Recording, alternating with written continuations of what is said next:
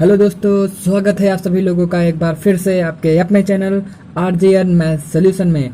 दोस्तों आज की वीडियो में हम जानेंगे एवरेज के बारे में। दोस्तों हम अपने सर की ए टू जेड क्वांट बैच के एवरेज के बारे में बात कर रहे थे दोस्तों, और हम उसका डे 6 PDF के बारे में बात कर रहे थे दोस्तों। उसमें आधे सवाल हो गए थे और आधे सवाल आज कर लेंगे। तो दोस्तों ये एवरेज का पार्ट 11 वीडियो होगा और आगे इसी तरह हम कंटिन्यू सीरीज करते रहेंगे, ठीक है।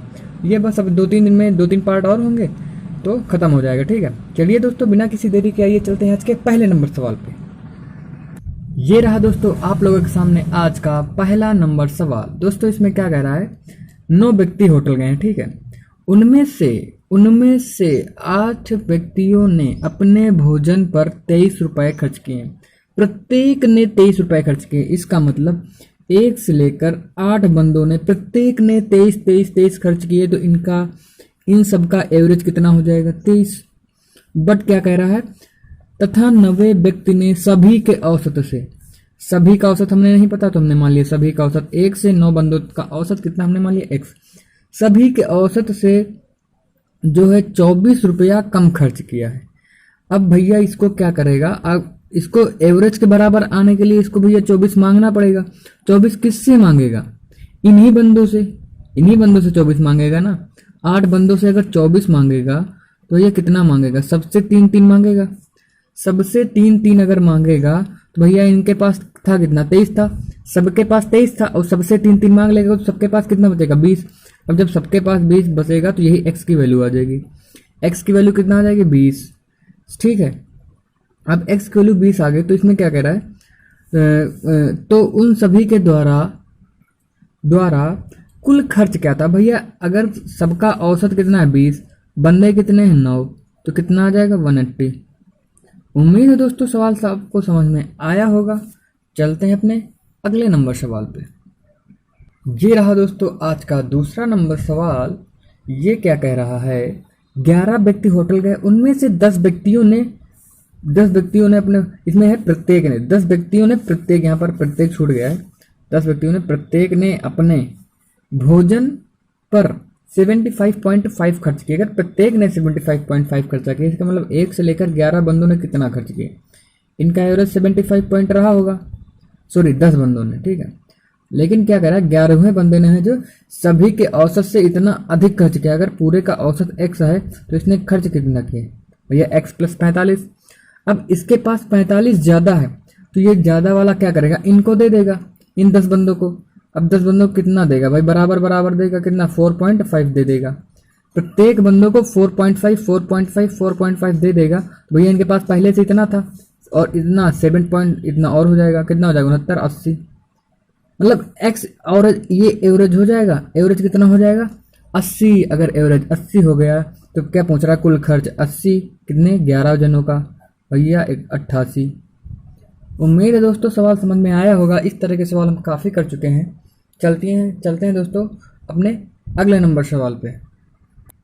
ये रहा दोस्तों आप लोगों के सामने आज का तीसरा नंबर सवाल। इसमें क्या कह रहा है, जनवरी से जून के लिए जो है एक बंदा है समी का औसत खर्च। इस बार क्या दे दिया गया है, औसत खर्च। हम यहाँ पर लिख लेते हैं, ये जैन का हो गया, ये फेब, ये मार्च, ये अप्रैल। वैसे लिखने की कोई ज़रूरत नहीं, लेकिन बस अब आपको समझाना चाहते हैं इसलिए लिख रहे हैं, ठीक है। ये मई और ये जून, सभी का मिला के औसत खर्च दोस्तों कितना है, 4200। लेकिन उसने क्या करा है, जनवरी के पास कितना है 1200, जनवरी में कितना है 1200 और जुलाई में उसने 1500 खर्च किए। तो कह रहा है फरवरी से लेकर, फरवरी, मार्च, अप्रैल, मई, जून और जुलाई। जब जुलाई आ जाता है तो बताना है हमें औसत खर्च तब का ज्ञात करना है। दोस्तों देखिए यहाँ पर हम क्या करेंगे, यहाँ पर अगर आपको दोस्तों थोड़ा अनुभव होगा तो यहाँ पर बेस्ड ऑन रिप्लेसमेंट का सवाल है। बेस्ड ऑन रिप्लेसमेंट हो क्या रहा है, देखिए पहले जनवरी, फरवरी, मार्च, अप्रैल, मई, जून है, ठीक है। ये 5 महीने हैं। उसके बाद क्या हो रहा है, जनवरी चला गया, उसकी जगह पर क्या आया है, जुलाई। बस इतना, यहाँ पर केवल इतना ही है। आपको बस इतना समझ गए ना दोस्तों, सवाल खत्म हो गया, कुछ नहीं है सवाल में।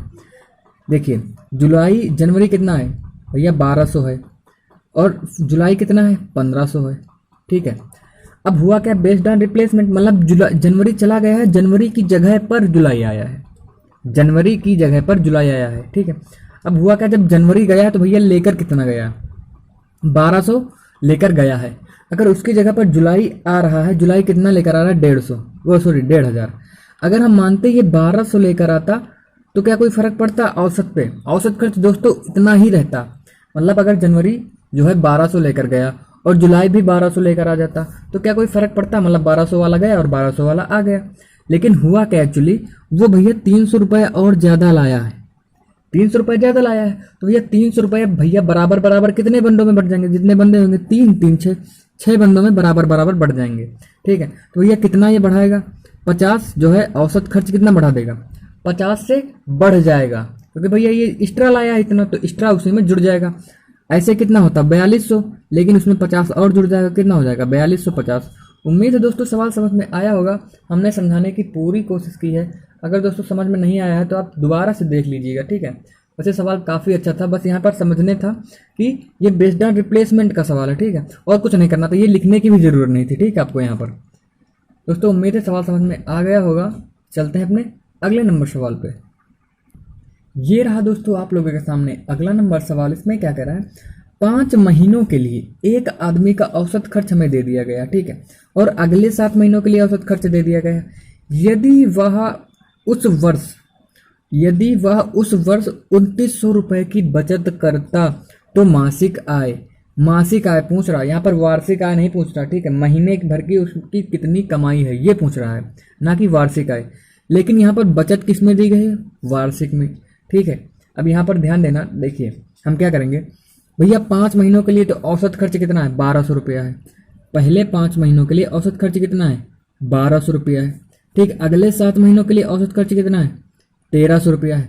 दोस्तों यहाँ हम इससे भी एवरेज निकाल सकते हैं, लेकिन इस तरह एवरेज निकालेंगे तो यार उसमें काफ़ी कैलकुलेशन आपको करनी पड़ेगी, ठीक है। हम कैसे एवरेज निकालेंगे वो आपको बताएंगे। देखिए अगर हमने मान लिया पहले 5 महीने के लिए तो 1200 ही है, अगर अगले 7 महीनों के लिए भी 1200 होती, अगर अगले 7 महीने के लिए भी 1200 होती, क्या कोई दिक्कत होती? कोई भी दिक्कत नहीं होती। लेकिन अब एक्चुअली है क्या, इसके पास 100 रुपया ज़्यादा है, इसके पास 1200 ना होकर के 1300, मतलब 100 रुपया ज़्यादा है। कितने महीनों के लिए, 7 महीनों के लिए। अगर 7 महीनों के लिए 1200 ज़्यादा है, वही हम 700 क्या करेंगे, बचत में दे देंगे।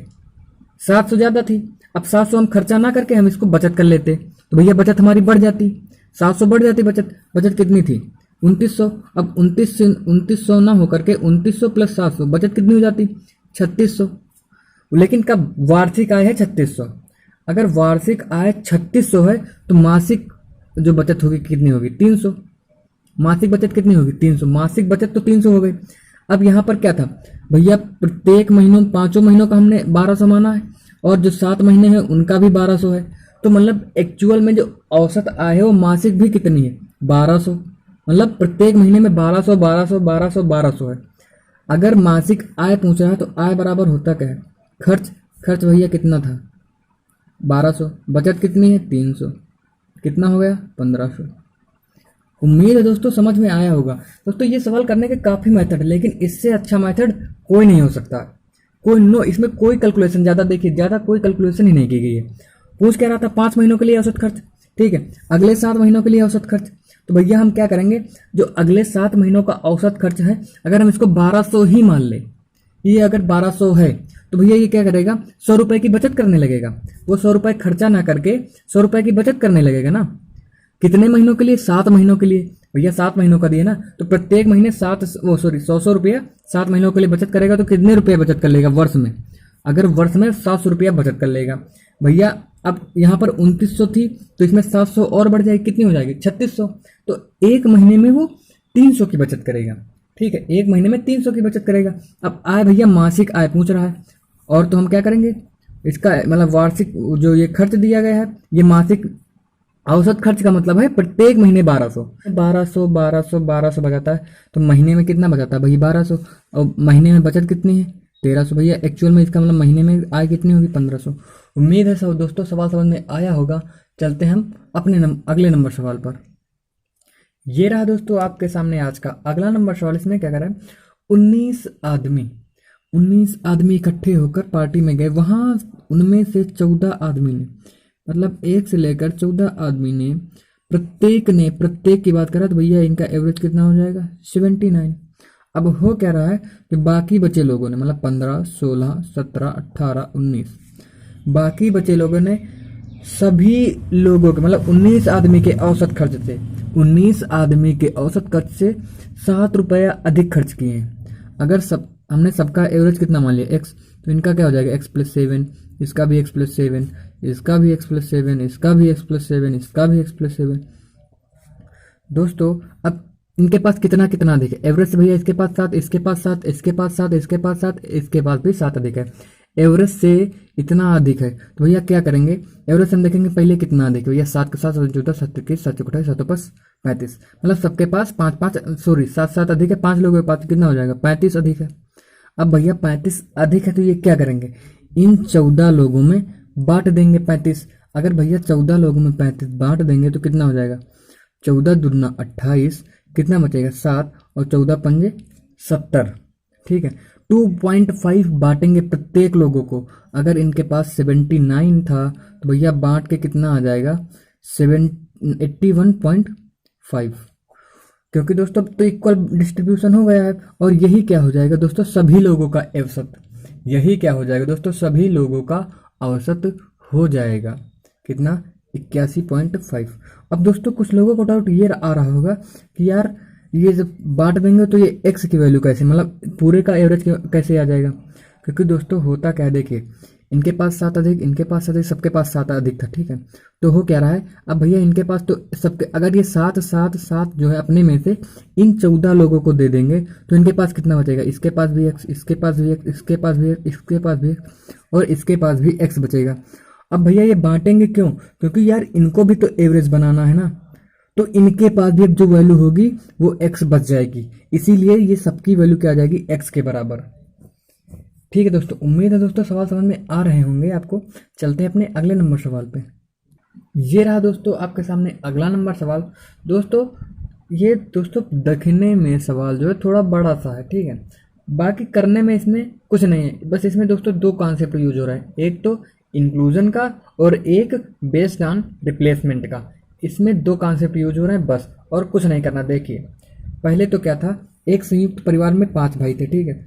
तो कह रहा है 4 बड़े भाइयों का औसत वेतन जो प्रतिमाह जो औसत वेतन है कितना है 740 है। अब क्या हुआ, 5वां जो कि सबसे छोटा है कमाने लगता है, तब भैया क्या होता है, 5 का औसत वेतन जो है 34 रुपये से घट जाता है। यहाँ पर ये देखना है, अगर 4 बड़े भाइयों का 740 है, देखिए अगर 740 है ना, तो हम क्या कर सकते हैं यहाँ पर कि अगर प्रत्येक का 740 है तो प्रत्येक के पास, पहले के पास भी 740, सब दूसरे के पास भी 740, और तीसरे चौथे के पास भी 740 रुपये हम मान सकते हैं, ठीक है। अगर 740 रुपये है तो हुआ क्या, अगर जब 5वां भाई जब आ रहा है, जब 5वां भाई आ रहा है तो 34 रुपये कह रहा है घट जाती है। लेकिन अगर हम पूछ रहे हैं अगर 5वां भाई भी 740 रुपये लेकर आता तो क्या कोई कमी होती, कोई कमी नहीं होती, पहले जितना औसत था अब भी उतना हो जाता। लेकिन हो क्या रहा है, औसत 34 रुपये से घट जा रहा है, मतलब सबके पास औसत वेतन 34 रुपये से घट रहा है, मतलब सबके पास जो है 34 कम हो रहे हैं। भैया कितने बंदों के पास 34 कम हो रहे हैं, 5 बंदों के पास, उसके आने से 5 बंदों के पास 34 कम हो रहे हैं। तो भैया एक्चुअल में वो कितना कम लेकर आया होगा, मतलब 5 को 20, 5 को 20 0, 5 15 16 17, मतलब वो 170 कम लेकर आया होगा। मतलब वो इतना नहीं, इसमें से 170 कम लेकर आया, जो कितना लाया होगा वो लाया होगा 7 7 14 570। वो बेसिकली कितना लाया होगा, 570 लाया होगा। ये तो हो गया सबसे छोटे भाई का वेतन। और इसमें पूछ क्या रहा था, सबसे छोटे भाई का वेतन क्रमशः है, तो ये सबसे छोटे का तो 570 हो गया। इसमें ऑप्शन नहीं दिए हैं, अगर ऑप्शन दिया होता तो ऑप्शन, अगर मान लीजिए सबसे छोटे भाई का ऑप्शन 570 आ गया होता तो सवाल इतना ही था। लेकिन इसमें पूछा क्या है, बड़े भाई का वेतन बताना है, पहले वाला, अवकाश ग्रहण करने से पहले ये पूछ रहा है। तो दोस्तों इसमें हम क्या करेंगे, अब क्या कह रहा है, यदि अब सबसे बड़ा भाई जो है अवकाश ग्रहण कर लेता है, ठीक है, सबसे बड़ा भाई अवकाश ग्रहण कर लेता है, तो उसके अवकाश ग्रहण करने के बाद क्या करता है, वो कोई दूसरा कार्य पकड़ लेता है, ठीक है, जिससे उसका माहवारी वेतन सबसे छोटे भाई के वेतन से केवल 80 रुपये ज़्यादा है, 80 रुपये अधिक है। छोटे के भाई के पास कितना है, 570। अब जब भाई बड़ा भाई अवकाश ग्रहण करने के बाद जब कोई दूसरा कार्य करता है तो जो उसका वेतन है वो छोटे भाई से केवल 80 रुपया ज़्यादा है। तो भैया छोटे भाई से 80 रुपया ज़्यादा है, तो 570 में से हम 80 जोड़ देंगे तो कितना आ जाएगा, 0 8 7 15 650। अब क्या आ जाएगा, 650। अब भैया इसके पास तो 650 हो गया, लेकिन अब यहाँ पर कह क्या रहा है कि तब औसत वेतन प्रतिमाह घटकर, जब भाई 5 व्यक्ति थे, 5 बंदे थे, ठीक है, 5 थे, पाँचों 1 2 3 4 5, तो भैया क्या था, औसत वेतन कितना था, मतलब पांचों के पास औसत वेतन कितना था, 740 में से 34 घट गया था, कितना बचेगा, 706 बचेगा ना, 706 बचेगा 5 बंदों के पास। लेकिन हो क्या रहा है कि जब भाई बड़ा भाई जब अवकाश ग्रहण कर लेता, बड़ा भाई ये काम नहीं करता है, उसके स्थान पर दूसरा कोई कार्य करने लगता है, बड़ा भाई जो है वो कार्य छोड़कर दूसरा कार्य करने लगता है, तो भैया क्या कह रहा है, औसत जो है 636 हो जाता है। अगर औसत 636 हो जाता है, कब, जब उसके पास 650 रुपये होते हैं, जब उसके पास 650 रुपये होते हैं। लेकिन हम क्या कह रहे हैं, हमें औसत में कितना लाना है, 706। तो 706 कितने मतलब कितने प्लस कितना बार बढ़ाएंगे इसको, प्लस में कितना बार जाएगा, मतलब 36 64 और 70, मतलब 70 ज़्यादा है ना, 70 जो है इसको ज़्यादा लाना पड़ेगा। अगर यहाँ पर इसके पास 650 होता, यहाँ पर भी अगर इस हमने मान लिया यहाँ पर भी बड़े भाई के पास अगर 650 होता तो क्या कोई फर्क होता, कोई फर्क नहीं होता, 650 होता। लेकिन हो क्या रहा है, यहाँ पर 650 नहीं है, क्योंकि यहाँ पर आने से भैया वेतन में 70 की वृद्धि है। तो भैया 70 कितने बंदे बढ़ाए हैं, 70 पाँचों बंदों ने बढ़ाया होगा, 1 2 3 4 5 बंदे बढ़ाए होंगे, तो भैया कितना बढ़ाए होंगे, 350। भैया इसके पास एक्चुअल में था कितना, 350, मतलब 0 0 10, मतलब इसके पास दोस्तों, ये ऊपर कर लेते, थोड़ा आपको दिखाई नहीं देगा होगा, ठीक है, दिखाई नहीं दे रहा होगा ये इतना, ठीक है। देखिए यहाँ पर 650 था, कब, जब भैया औसत प्रतिमाह 636 था। लेकिन शुरू में जब भाई पहला जो बड़ा भाई था, तब कितने थे, जब पांचों बंदों का 706। यहाँ पर बड़े भाई के पास, यहाँ पर जब उसने अवकाश ग्रहण करने के बाद जब दूसरा कार्य किया था, तो भैया उसके पास कितने रुपए थे, 650 थे। लेकिन औसत कितना था, 636। अब भाई हमें औसत बढ़ाना है इतना, 706 से बढ़ाना है, ठीक है। तो लेकिन अगर हम यहाँ मान लेते हैं, अगर बड़े भाई के पास 650 होता तो क्या एवरेज पे भैया 650 यहाँ पर था, और अगर 650 यहाँ पर भी होता तो क्या कोई फर्क पड़ता, कोई फर्क नहीं पड़ता। लेकिन हो क्या रहा है भैया, इसके जब यहाँ से पर जाने से हो क्या रहा है, 70 रुपए की वृद्धि हो रही है। इसका मतलब 70 जो है इन पांचों भाइयों ने बढ़ाया होगा, कितना बढ़ाया होगा, 750, मतलब इसके जाने से 750 बढ़ रहा है। तो भैया एक्चुअल में वो 650 नहीं, इसमें 350 और एक्स्ट्रा लेकर गया होगा। तो भैया ये कितना लेकर गया होगा, 1000। मतलब अवकाश ग्रहण करने से पहले बड़े भाई के पास 1000 रुपया रहा होगा, मतलब बड़े भाई के पास कितना, 1000 रुपया अवकाश ग्रहण करने से पहले, और छोटे भाई के पास 570। उम्मीद है दोस्तों सवाल समझ में आया होगा, मैंने तो पूरी समझाने की कोशिश की है आपको, उम्मीद है सवाल समझ में आया होगा। दोस्तों अगर नहीं समझ में आया है ना, तो आप वीडियो को दोबारा से शुरू से देख लीजिएगा, ठीक है, आपको समझ में आ जाएगा। दोस्तों बिना किसी देरी के आइए चलते हैं अपने अगले नंबर सवाल पे। ये रहा दोस्तों आप लोगों के सामने आज का अगला नंबर सवाल। इसमें क्या कर रहा है, राजीव जो है जनवरी, अप्रैल, जुलाई और अक्टूबर में बचे हुए महीनों के औसत वेतन 600 रुपये प्रति महीना का 3/2 गुना कमाता है। अगर हम बात करें जनवरी, अप्रैल, जुलाई और अक्टूबर में, ठीक है, तो वो बचे महीने कितने भैया, ये तो 4 महीने हैं, ठीक है, और बचे महीने कितने हैं, 4 महीने ये बचे हैं, और 8 महीने होते हैं भैया, 8 महीने। तो क्या कह रहा है, बचे हुए महीनों के औसत वेतन का 600 रुपये प्रति महीना, मतलब इसका कितना है, 600 रुपये पर महीना, जो 8 का बचा हुआ है। ये किसकी बात कर रहा है, इनकम की बात कर रहा है, ठीक है, इनकम की बात कर रहा है। का 3/2 गुना, इसका अगर 3/2 गुना करेंगे, 600 का 3/2 गुना करेंगे कितना हो जाएगा, 900 हो जाएगा। ठीक है, तो मतलब इन चारों महीनों में औसत वेतन कितना है? 900। इन चारों महीना का औसत वेतन 900 है और इन बचे हुए का 600 है। बट क्या कह रहा है उसके बाद, किसका कह रहा है? उसकी जनवरी, अप्रैल, जुलाई और अक्टूबर में की जो बचत है, बचत यहाँ पर है, बचत, बचे हुए महीनों की बचत। बचे हुए महीने कितने भैया? 400 का महीने का। अब 400 का कितना कह रहा है? 5/4 मतलब 500। यहाँ पर कितना बचत करता है? 500। तो क्या कह रहा है? उसकी प्रति महीना औसत खर्च क्या है? भैया यहाँ पर क्या हो जाएगी? बचत मतलब सेविंग। अगर सेविंग, ये सेविंग, और अगर हम खर्च का अनुपात निकालें तो यहाँ पर खर्च देखें मतलब एक्सपेंडिचर। ठीक है, एक्सपेंडिचर का अगर निकालें तो थोड़ा सा ऊपर कर लेते हैं इसको। तो होता क्या है भैया? इनकम में से बचत घटा देंगे तो कितना यहाँ पर खर्च कर रहा है भैया? ये 400 रुपये यहाँ पर 4 महीनों में वो 400 खर्च कर रहा है। अब 8 महीनों का निकाले भैया, 8 महीनों में 600 कमाता है, 200 400 की बचत करता है, तो 200 क्या करेगा? 200 खर्च करेगा। लेकिन ये पूछ रहा है औसत खर्च पूछ रहा है, तो भैया औसत खर्च निकालना, ये 4 महीनों का है और ये 8 महीनों का है। तो क्या करते हैं हम, मान लेते हैं कोई एक वैल्यू मान लेते हैं। हमने मान लिया 200 रुपया जो है उसकी प्रति महीना औसत खर्च है। लेकिन क्या ये 200 है? 200 नहीं, ये 200 ज़्यादा है। कितने महीनों का? 4 महीनों का। और ये तो 200 के बराबर है, ये 0। कितने से भाग कर देंगे? 8 4 12 से। तो 200 प्लस ये कितना हो जाएगा? 800 डिवाइडेड बाई 12, डिवाइडेड बाई 12। इसको काट लेंगे 4 से, 4 से काटेंगे तो ये 25 आ जाएगा। 25 8 200, 200 बटे कितना आ जाएगा? 200 प्लस 200 बटे 3। अब ये हो जाएगा एक्चुअल में, ऊपर कर लेते हैं 266.66। इसको आप मल्टीप्लाई करेंगे तो 66.66 आएगा। क्योंकि देखिए 2/3 कितना होता है? यहाँ पर 2/3 कितना होता है? 66.66%। अब 100 से 100 कट जाएगा तो कितना आ जाएगा? 66.66। दोस्तों उम्मीद है समझ में आया होगा। ये रहा आपका ऑप्शन नंबर 1। दोस्तों चलते हैं अपने अगले नंबर सवाल पे।